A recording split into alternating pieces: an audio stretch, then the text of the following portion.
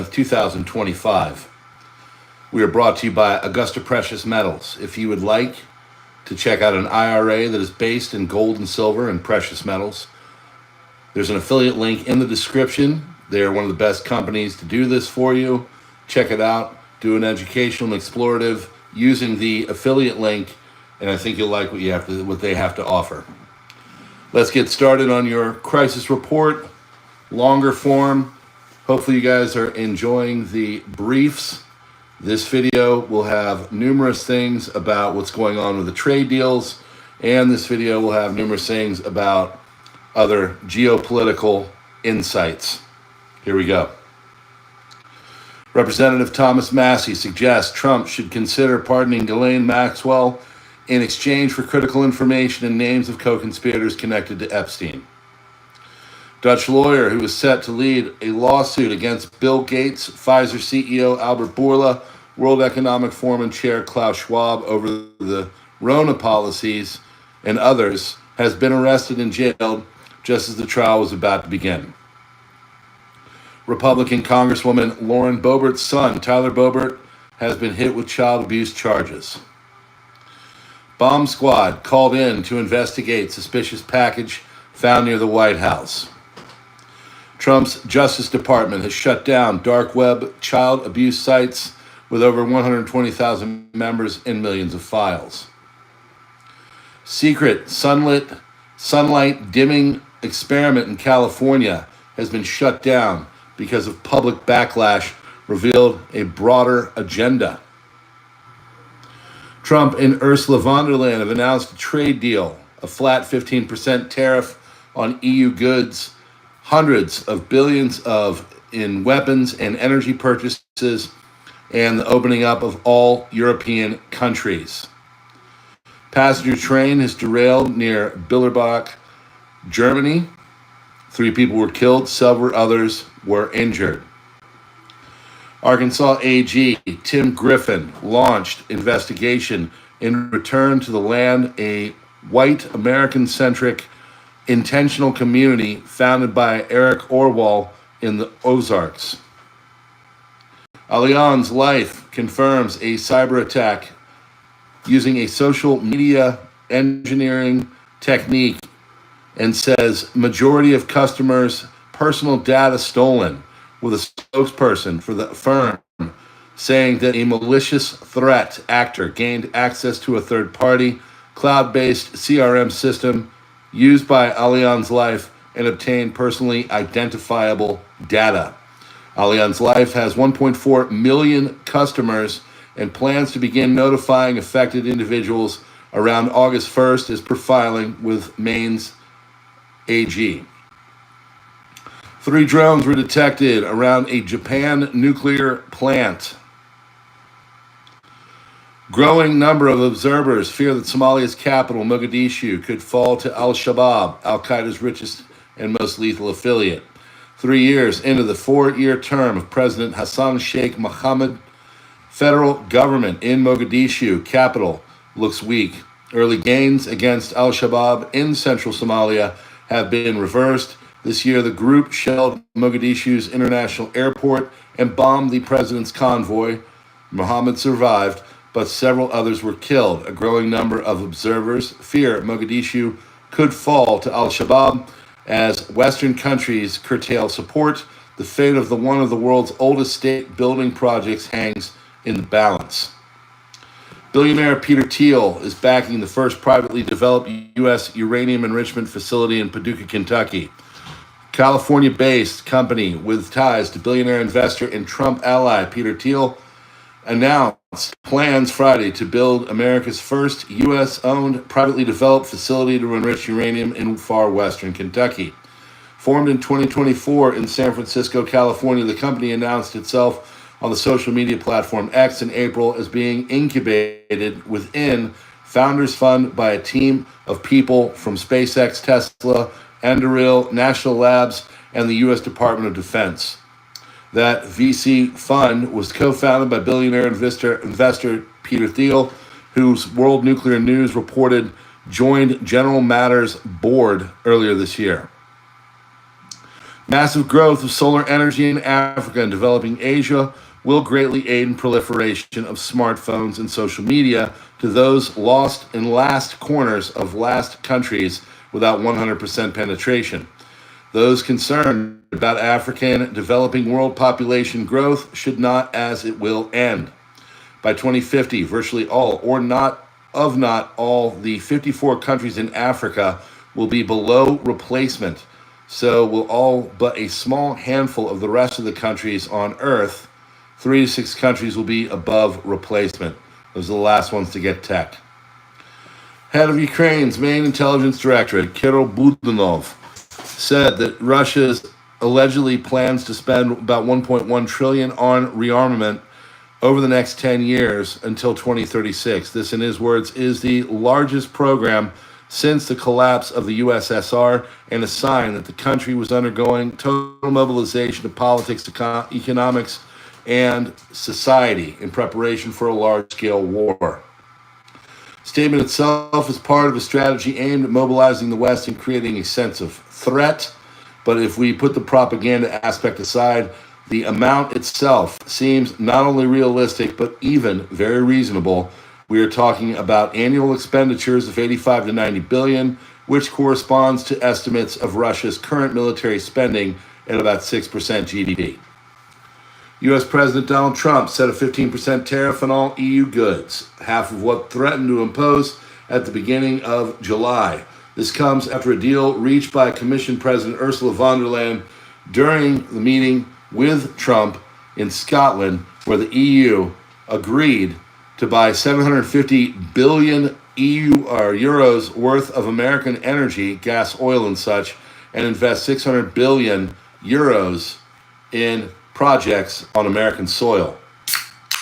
Whoosh. UK's Online Safety Act, meant to hide bad stuff, self-harm and stuff, smut, and things I can't name here, and other harmful content from children and teenagers broke X and Twitter. Users in the EU report seeing various posts on X and Twitter hidden with the message, due to local laws, we are temporarily restricting access to this content until X estimates your age. Law meant to apply only to the UK has effectively been extended to cover the European Union as well, even though Brexit ended in 2020. To add insult to injury, ex-Twitter users who want to verify their age must first pay for premium to unlock the ID verification tool, meaning that not only do they need to give their names and addresses to big tech, but also their credit card information. Just as the Online Safety Act was enforced, European Union is pressing social media companies to enforce similar policies through the Digital Services Act as soon as possible, meaning 2026 to 2027 at the latest. May 2025, U.S. Congress reintroduced the Kids Only Safety Act with bipartisan support from big tech. This is especially ironic, coming from the same Congress which voted against the release of the Epstein files, where teenage girls were done bad things and blackmail material, yada, yada, yada. Since this introduction of the Only Safety Act, VPNs have gotten extremely popular in the UK. Outside of X and Twitter, British users report that sexual assault and other self-harm support forums on Reddit and other sites have been blocked in the UK as they are considered 18 plus. Online censorship has never been about protecting people from harmful content. It always was about power and control of what people read. Right, YouTube? If governments, British, EU, or American, actually cared about the safety of younger generations, they would simply ban the creation and distribution of smut and other smut websites like OnlyFans. Israeli military officials say they have no proof Hamas routinely steals UN aid, undercutting a claim Israel has used to limit food for Gaza. French President Macron says we can't accept children starving in Gaza. A demilitarized Palestinian state that recognizes Israel is the path to peace. Some people are saying it should be on the southern portion of France. 21 people were killed earlier today in an attack on a church and premises in eastern Congo by Islamic State-backed rebels. Austria is ready to discuss joining NATO and abandoning its neutrality because of Russia, says Foreign Minister Manuel Reisinger.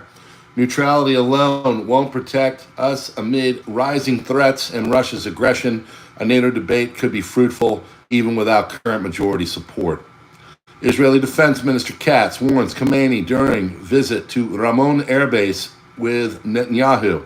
If you keep threatening Israel, our long arm will strike Tehran again, this time even you personally. Don't threaten us or you'll pay the price. U.S. Secretary of Commerce Lutnick says Trump really loves TikTok, but it has to move its ownership to the U.S. Secretary of State Rubio on 2028 says, quote, I think J.D. Vance would be a great nominee, end quote. Israeli Minister Ben-Gvir accused Netanyahu of moral bankruptcy for allowing humanitarian aid into Gaza. China and the U.S. will extend tariff pause by another 90 days, according to the South China Morning Post. Trump to Cambodia and Thailand. We're not going to make a trade deal until you settle the war. Russia expanding Alabuga drone factory, says satellite images show dozens of new buildings, including dorms and production halls. Once completed, the site could host up to 40,000 workers, signaling a major boost in UAV output. Lockheed Martin CEO says they've been developing a top-secret game-changing program since 2018.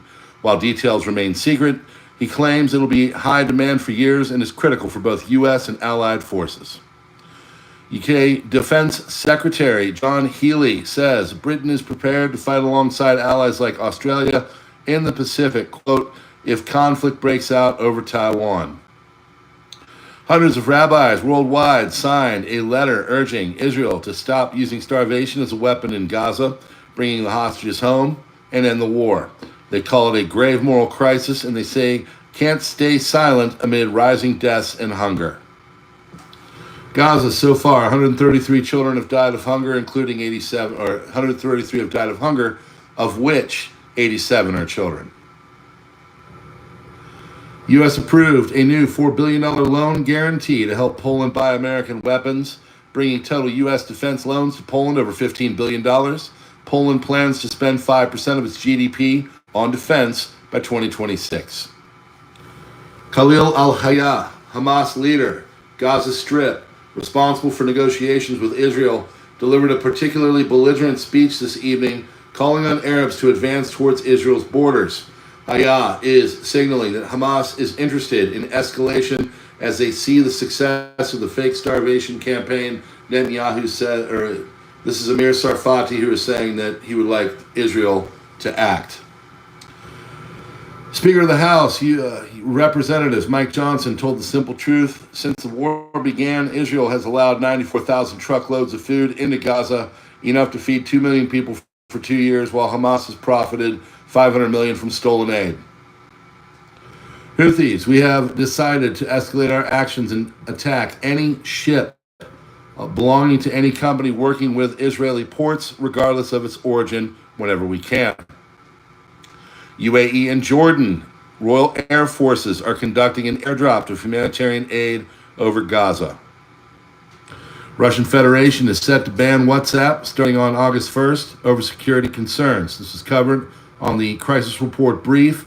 Get used to those. They'll be in the mornings going forward. Massive French defense breach. Hacker using the alias Neferpitou has leaked 13 gigabytes of internal data from Naval Group. Full cache, reportedly exceeding 1 terabyte. Breach also affects systems linked to Thales, Dassault, and Safran. Leaked files include the full source code for combat systems used on French frigates and nuclear submarines, weapon system software, simulation environments, network layouts, user manuals, and internal communications. No ransom was requested. The hacker demanded a response within 72 hours, then published the data for free. Naval Group confirmed it is investigating. Analysts believe the breach is authentic, marking what may be the largest defense data leak in French history. This is a PrepperNow sidebar. That is a massive data leak on very critical stuff if you're talking about nuclear submarines. HCS government imposing siege on Soweto province. Only Red Crescent humanitarian aid, which only includes food, water, and basic medical supplies, has been allowed entry into Soweto province. Gas, oil, fuel, important medical supplies have been denied entry to Soweto province. Jordan continues to refuse to open its border for humanitarian aid. Electricity only started coming yesterday and only for 15 minutes at most. It didn't last long because the electricity towers were destroyed by Bedouin factions located west of the province. U.S. Secretary of Commerce Howard Lutnick stated while speaking to Fox News, no extensions, no more grace periods. August 1st, the tariffs are set.